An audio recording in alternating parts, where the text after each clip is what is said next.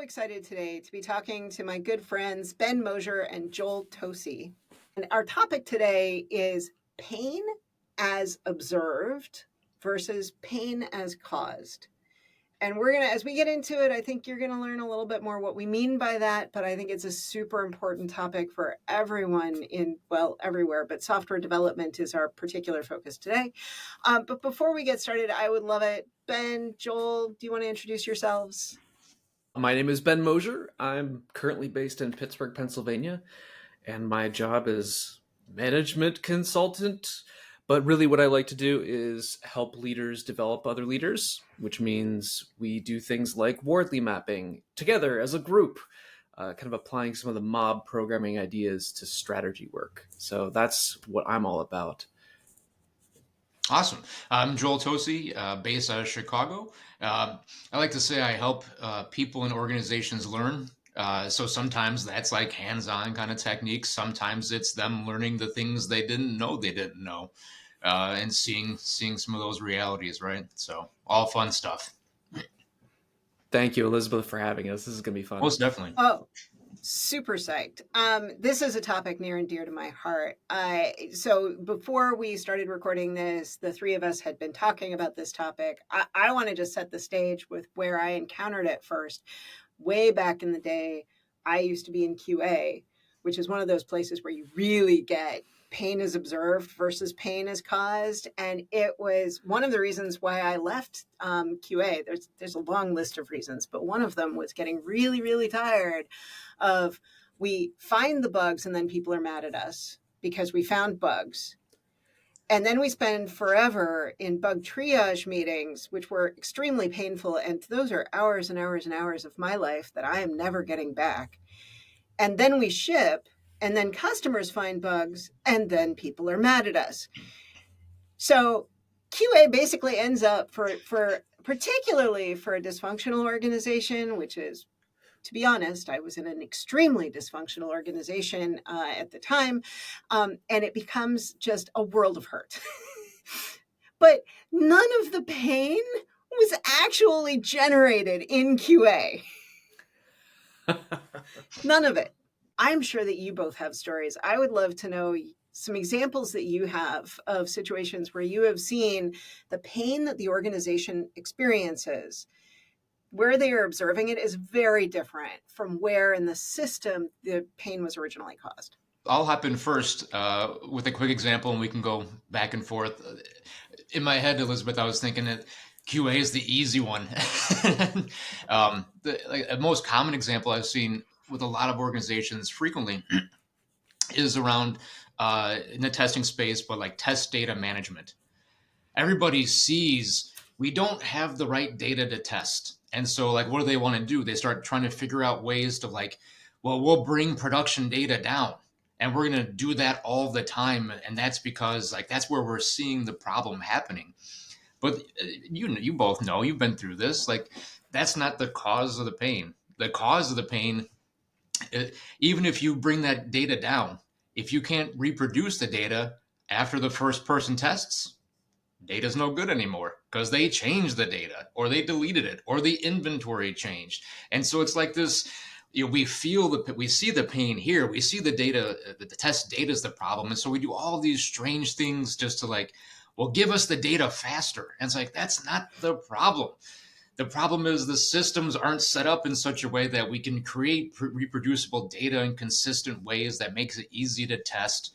And then everybody gets mad at then we create, when we just see the cause, we see the pain, then what happens is we're going to create a test data team. And the test data team is going to be in charge of the test data. And now if you want test data, ask the test data team to solve the problem. And nobody wins, right? It's just painful. I thought something you just said was really interesting, though, because it seemed to be the way that you frame the problem changes the way that folks can interact with it.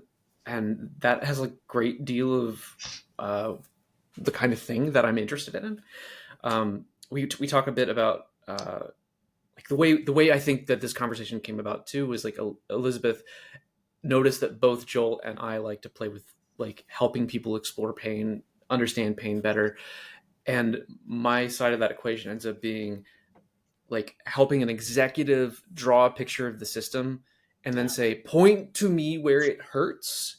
And and that part is called this. And now we can talk about where that pain is localized. And oftentimes, despite the most ideal desires that we all have, we can't find an underlying cause. And so our job is not necessarily to, like, in a theory of constraint style, find the singular undesirable effect that is causing all of the other undesirable effects so you can hit the leverage point and fix everything. Because I have not experienced a lot of circumstances in reality that work quite that way. But there's something to, we sometimes call this like care, like a care view is like what must be done. I think it's Anne-Marie Moll is the person who talks about this a bunch. But if you help an executive sit with the pain of the organizations, like the developers are burning out and there are too many things launched simultaneously. And half of our bets should never have been made. Like all of these like problems start to come to the surface and you're like, okay, great. So we see the pain. The pain is seen. Let's talk about the pain. And now what must be done now that we can see the pain?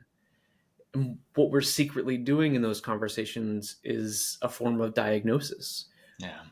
Instead of playing whack-a-mole with the latest symptom, we're zooming out for a moment and seeing all the symptoms that we can notice and go, oh, well, where in here could we actually meaningfully engage with the problems that we're experiencing? What must be done now that we can see what we have seen? And actually, if we can help not just the leaders see that situation, if we can get everyone to look at the situation and go, I never knew that it was all these things. Well, now what? As a consultant, I don't have to have any opinions about what happens next because they've decided already. Like the conversation is already 80% of the way there. And that's what like makes me really happy is seeing people understand the pain so then they can do something meaningful about it. So I know it wasn't quite a story, but it's sort of an archetype of experience that I like to explore with people. Totally. I wonder, can each of you give some more examples of what it looks like to observe pain? Like what is happening in the organization? Then we can start talking about, okay, well, how do we actually go figure out where the pain is caused? Because I feel like you both have some really good techniques for doing that. But let's talk about pain as observed just a little bit more and get some more examples. So QA is one, test data is one. Where else, like, what does pain look like when we're seeing it in an organization? I think one of the pains that I most commonly encounter is the pain of having started too many things. There are other pains too, like not being able to stop anything.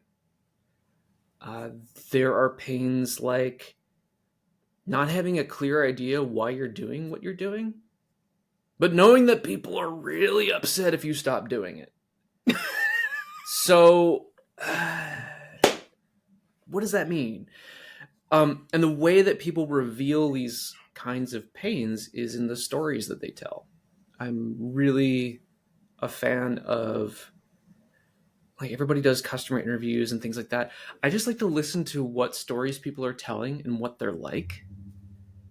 And occasionally they'll say like a key word that helps them unlock a whole side of the story that is their pain.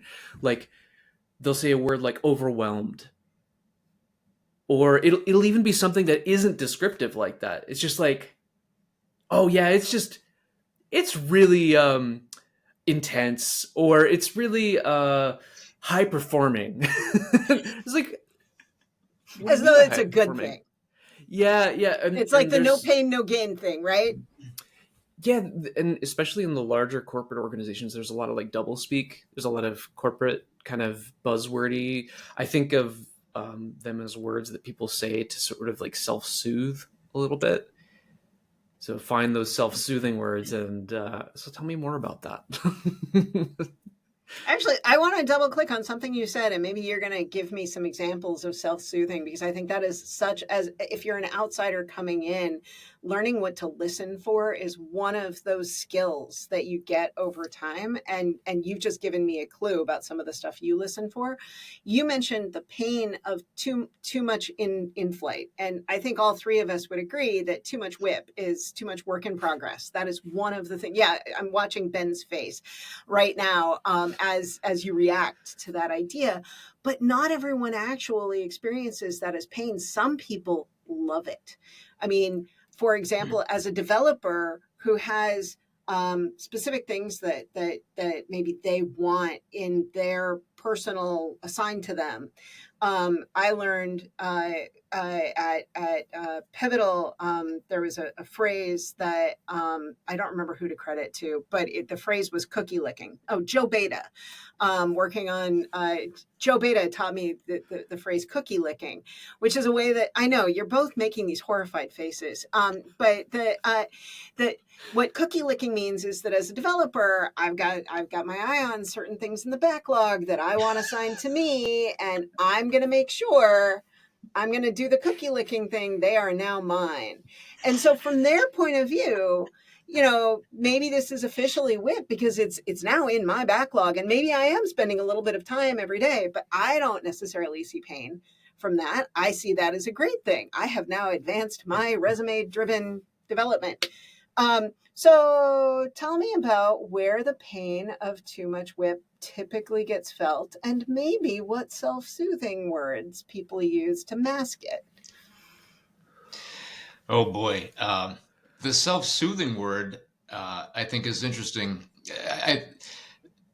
There's times where, and I know you've both heard this, people will say, well, that's just the way it is here. Or something like that, something that's something else came up a few weeks ago. And without getting into too much detail, I would offer up that an engineer if an engineer is writing code and it takes them 8 days to get access to the language that they need to write their code in, that seems a bit excessive. And so then the response I heard was, yeah, but that's how all big companies are. And I was like, wow. Like, so soothing words is like this justification, like that's just the way it is, or that's big companies. It's like, it doesn't have to be. Elizabeth, you had another question there, which I've already forgotten. I was feeding off the Oh, soothing how words. does the pain actually get felt? Because not everyone is going to perceive too much whip as pain. I think that's a good call out. I think a couple examples I could think of off the top of my head. One is uh, more contentious. Where maybe contentious is the wrong word, but you have a lot of teams with a lot of things with a high whip, and they're always working on something because they're always waiting for somebody else. And then what I mean by contentious is they start, instead of like, I think Deming said we fight more internally than we do with our competitors. And that's what I see. Like the people don't feel it. Like they're not talking about there's too much whip. They're just saying I'm waiting on that team. Oh, and infrastructure is messing things up. Oh, and by the way, the PO is messing things up, and they're not telling me the right things. It's always like this deflection and contention, and so they don't. I don't think they acknowledge it as a whip problem. They feel like they're coping by saying it's everybody around me's fault, and I think that's the challenge we see. Yeah, that reminds me of a card that my co-author David Hall and I wrote for our strategy tactics pip deck, which talks about taking responsibility. And what Joel just described is certainly one approach, right? Deflection. It's not me. It's a you problem, and it's interesting that we have these like coping mechanisms for pain, right? Like I was a like what I forget what you would call it, like someone who was like a pain magnet, like some used to be a thing where we were like I'm an empath or whatever. Like I was just really sensitive. I was a sensitive little snowflake, and in every meeting I was watching what everyone was doing and noticing when people were feeling unheard or when someone said something important and it got squashed. And I could notice those dynamics. And so the pain would always be apparent to me. And the result of that is that because I didn't have the right coping mechanisms to help me deal with that, I just wilted. And I was just like, oh, duh, and just like falling apart. And so I think sometimes in these organizations, you can notice that there are people like that who are, especially the ones that go across boundaries of the organization, like this department, that department, like the people who are trying to fit the pieces together. I think product has this problem a lot. They experience it a lot because they have to coordinate and connect. But you start to notice them wilting because they can't resolve the fact that there are so many different things that are just silly and futile and difficult. It brings me to the phrase that Joel mentioned as like a comfort phrase. It reminds me of like, it is what it is. Or like other words like that. I've heard them described as conversation ending cliches. Yeah. It's like a way to create a punctuation mark so we can say, anyway, next thing. And we don't have to process those feelings. We don't have to deal with them. We can just move on. And I definitely think that's what some of the comfort words, comfort phrases are doing, is ending the conversation in a way that is socially acceptable, because we know what people mean when they say it is what it is, right? So the other version of the comfort words that I've seen are like, I heard an executive say once, and we just think that makes a good story. And they didn't say that once. They said that like 10 times in the course of a 30-minute meeting. So I'm like sitting there trying to make sense of like, what is that? What's the VP saying right now? It makes a good story. What are you talking about? And actually that's part of it too, is that it's just, there's a lost in translation piece here. And that leads me to this other thing, which is like executive doublespeak is one of the things that you notice in meetings. Power speaks to power and speaks differently to everyone else. Sometimes that's deliberate. Sometimes that's just a translation accident. Like, oh, I forgot that you don't know what I mean by this catchphrase. I need to translate that into plainer language or more palatable language for the group that I'm with. Which is a whole sidebar about communication and how I think strategy often fails because people think they're being heard and they are in fact not. Or rather, I heard the words, but I don't understand what any of them mean. Therefore, this means nothing to me, and I'm just going to move on with my life. So, pain comes through that in many ways. What I'm really appreciating here is all of the different signals. I actually do want to come back though and challenge you on something that you said, Ben, because I feel like there is the possibility that someone who's listening is going to hear just this little soundbite that you said and not understand the underlying sarcasm that I heard in what you said when you said I was a special little snowflake.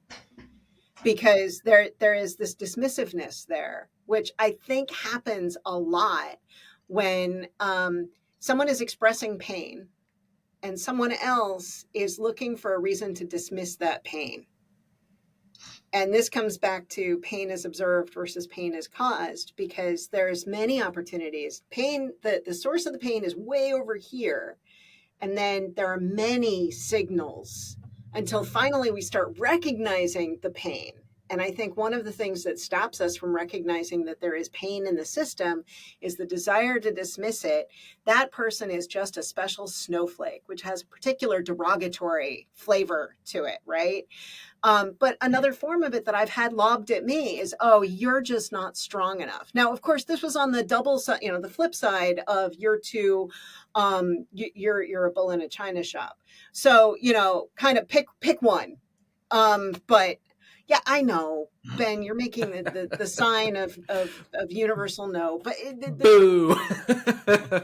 But see, that's one of the dismissal techniques is to give a reason for why that person, the thing that they're expressing, is invalid. Yeah. And that like masks pain until it does crop up in a place where, oh, by the way, that person who was raising the red flag 2 months ago was right. And now we're feeling it. Joel, I'm kind of curious if you've had this experience a little bit, because I noticed that the more and more the pain got dismissed, the grander and grander the gestures I would attempt became. And it would start with things like answering the corporate survey a certain way, or having panic attacks in the office, pushing certain boundaries on what was acceptable or not acceptable use of time, things like that. I'm curious, over the course of your career, whether you've seen other people do that kind of thing when the pain they felt wasn't addressed. I'll give you one short example and one slightly longer example. In my, well, not actually my last employer, in one of my employers, almost decades ago, what I would say is the leadership assumed that there was pain. And so, as they would do at that point in time, instead of like trying to understand it, they would send out a survey, just like you mentioned, Ben. And of course, they said all of the surveys are anonymous, right? And so, I, being a curious person, I happened to notice that there was a token at the end of the URL for the survey.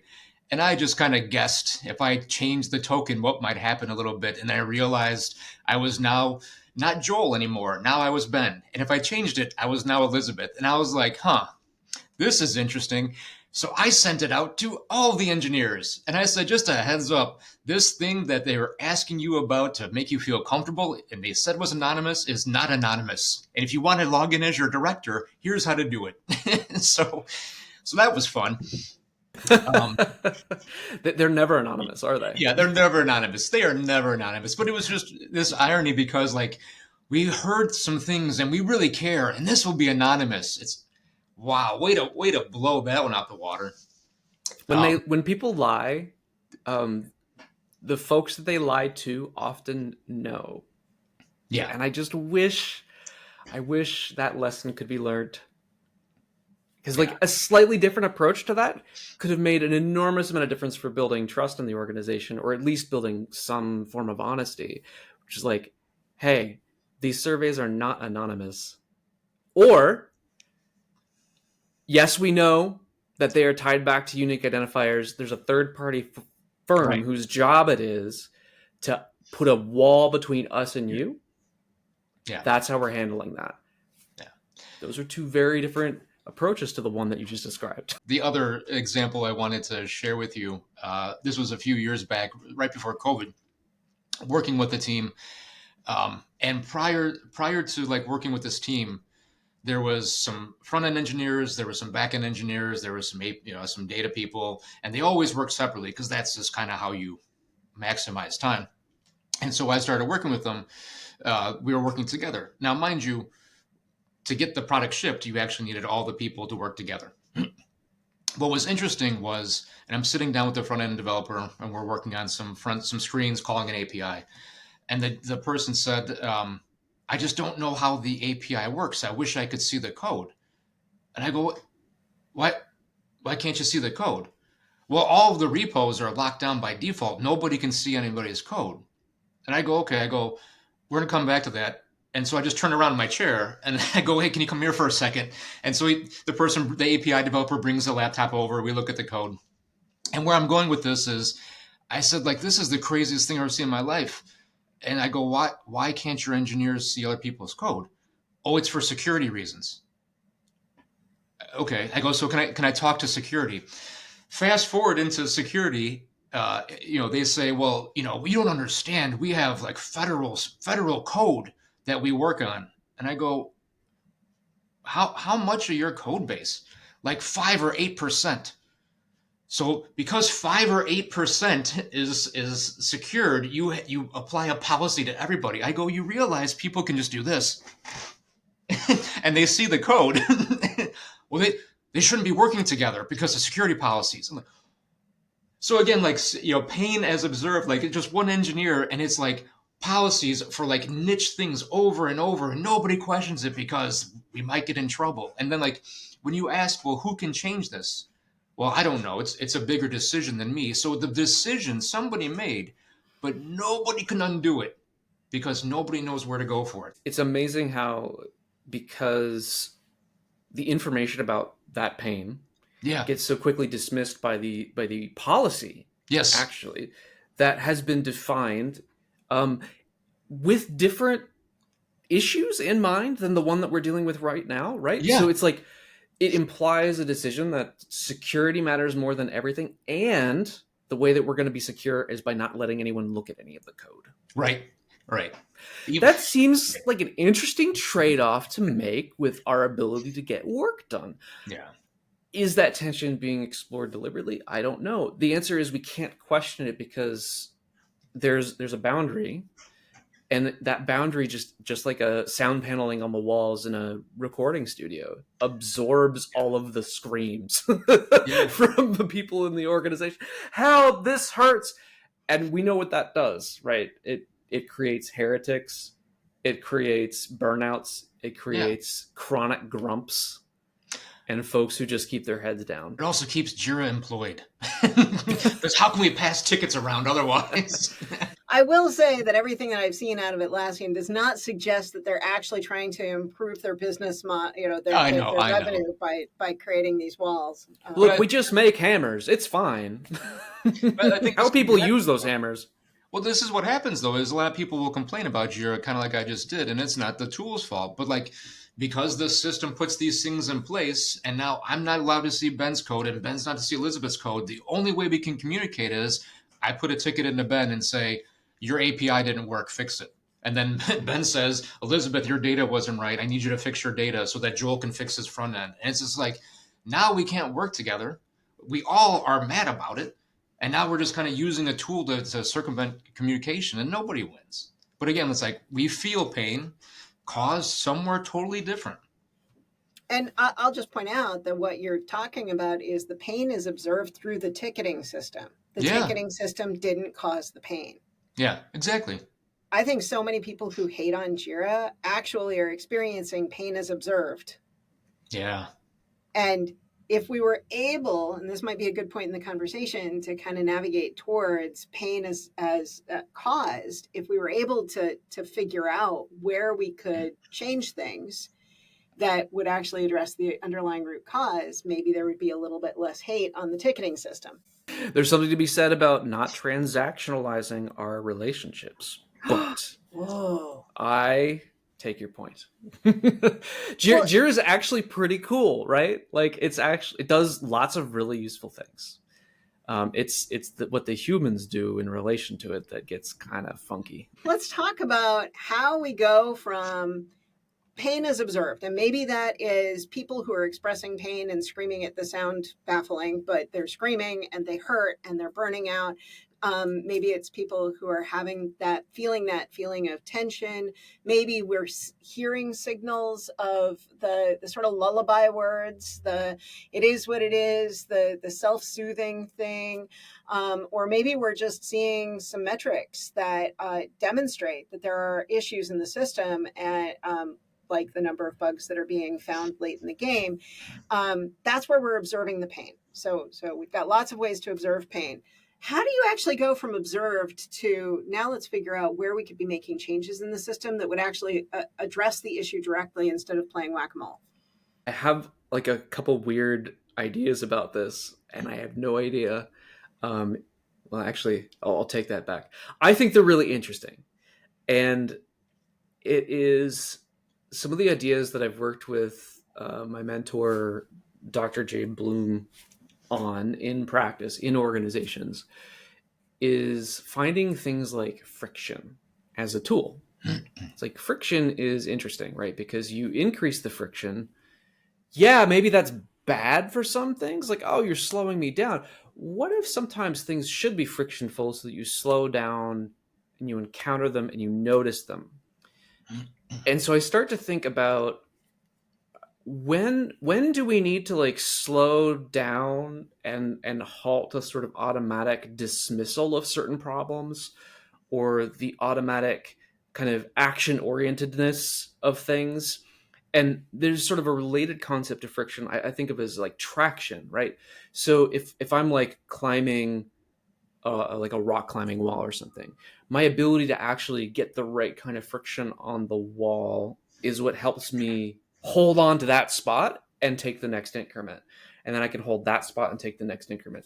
So a lot of what I think about with symptoms is how can we make it something we can hold on to? And so sometimes that's slowing down and noticing the pain in the first place, which is a lot of the work we do with strategy teaming in particular. It's like mob programming, but we do strategy work together as a group. Slow down. What is the map of the system? Okay, now point out the spots that you notice have hurt a lot. Okay, now we've got this sort of like heat map of sorts of where in the system things hurt. Okay, well, obviously some of these probably hurt more than others. Can we get traction on working on one of those things? And the goal in my mind is not to fix everything, but to create a system where we believe that things can get better. Because I think a lot of the organizations sort of like beat that belief out of us just by the fact that the pain never gets noticed or heard or nothing gets done about it. Okay, so can we slow down? Can we imagine an experiment we could run, right, around just making more or less of something, and borrowing from like the Snowden-esque like complexity stuff, right? Can we get less pain, please?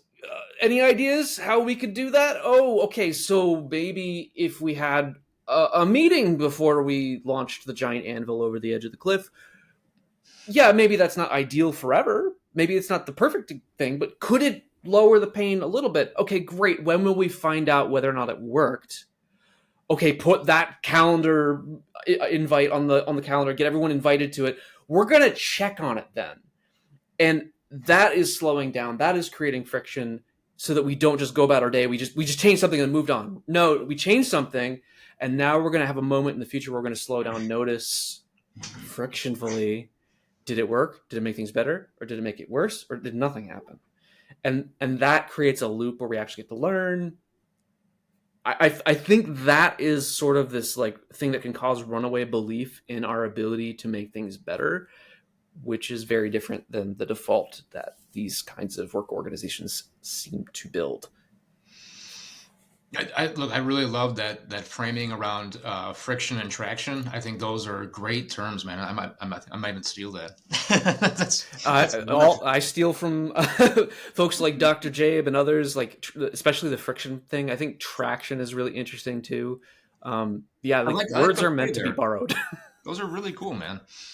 When you were talking, also, people feel like there's they want change and they never see it. But like I was gonna, jokingly say, but our slogans change. This year we're all about developer productivity. This year it's all developer experience.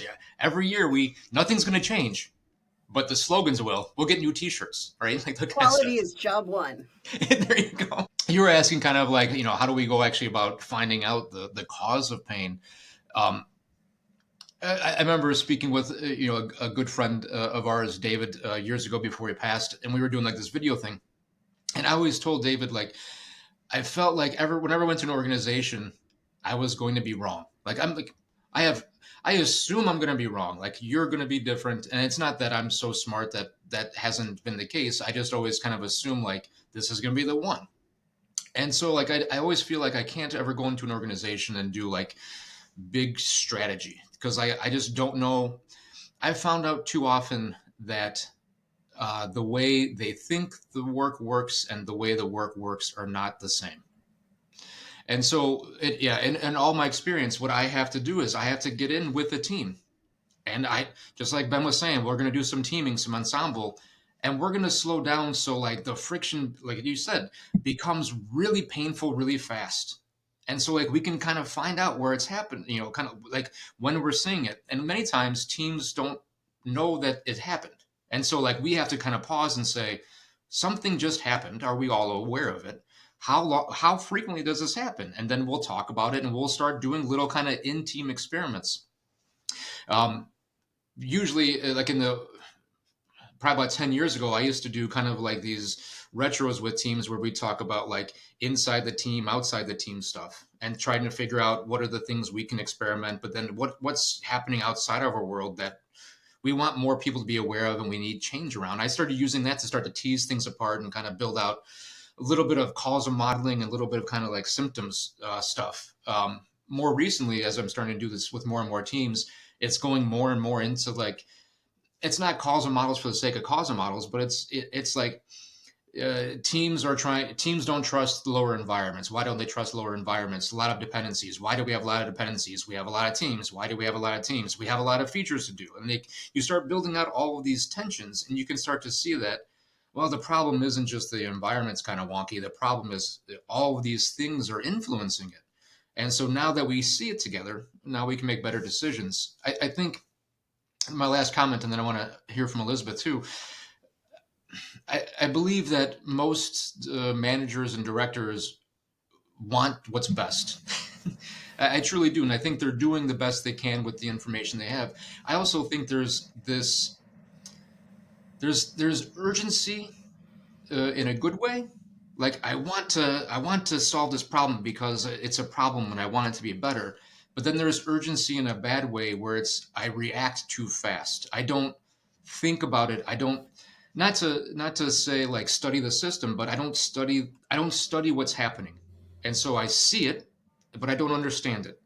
And I think that's a challenge we have is we act with urgency in the wrong way. Totally. We definitely act with urgency in the wrong way, and so that's why I love the idea of friction and traction, Yeah. because that's gonna help us diagnose what's going on. Um, I actually, rather than chiming in on what we've been talking about, I want to make sure that we do talk about some of the modeling techniques, because this is one of the other places this conversation started. Ben, you do a lot of wordly mapping. Joel, you do a lot of causal diagrams and other modeling. How can we use a model to help us identify? And Ben, you talked a little bit about heat maps, but I'd like you to unpack that a little bit more. Like, how do we actually draw a picture that then helps us find the points of leverage? And maybe there isn't one magic point of leverage, but certainly there are decision points where if we can just change the decisions that get made, it's going to help improve the pain situation. So how can we use models to help us find those right leverage points? There's a bunch of really interesting writing about this kind of stuff. Like Russ Akoff had a lot to say about models. I think Herbert Simon had some interesting things to say as well. With my time spent with Dr. Jabe, I've got to sort of bump up against these questions a bunch. He talks a bit about how models help you deal with long time span things where you'll never live long enough to see the feedback of your actions. So theoretically, we think executives ought to be working in longer time spans rather than the day-to-day short cycle kind of things. However, I also think, generally speaking, anytime you are dealing with the problem of getting oriented to what's going on, which in my mind is a continual process, it's just a question of where is the ambiguity. As a consultant, I'm walking in knowing almost nothing about the organizations that I help, right? I have not been doing pharma longer than they have. I have not been learning how to market the next drug, or I haven't been building CMSs for this long or doing ads or what have you, right? So I'm starting from the basics, and the most basic form of a model is just a thing that we write down together, point at, and say, is this what we think it is? Yeah? Okay. And that can just be a simple list. I love, like, inspired by wordly mapping, sort of just a simple list of who's it for, what do they get, how do we make that happen? And just like things go under each of those headings. Who's it for? This person, that person, this other person. Okay, what do they get? This and this and this and this. Okay, and what are all the things that we do to make that stuff happen? Right? That's open up a Word document, a Google Doc in a 20-minute meeting, and just do that at the beginning of the meeting and say, okay, what are we talking about today?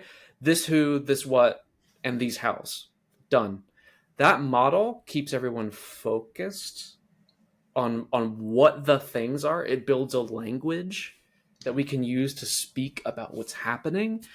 And when we point at it, we can, getting back to pain, say the problem is here, not there.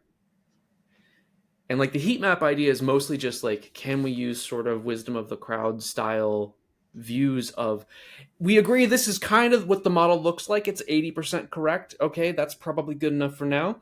All right, everybody grab a sticky note and write down all the pain things that you've noticed and put that on the thing. And then we can see that there's a bunch of clusters over here. There's a bunch of clusters over there. And you like, it's not that a part of the model where only one sticky note lives, only one little bit of pain. It's not that that's not insignificant, or it's not that it is insignificant. It's that it's different, right? And only one person saw that. And so I think those are things to investigate just as much as the things where there's like a bunch of pain and everybody feels the hurt, right?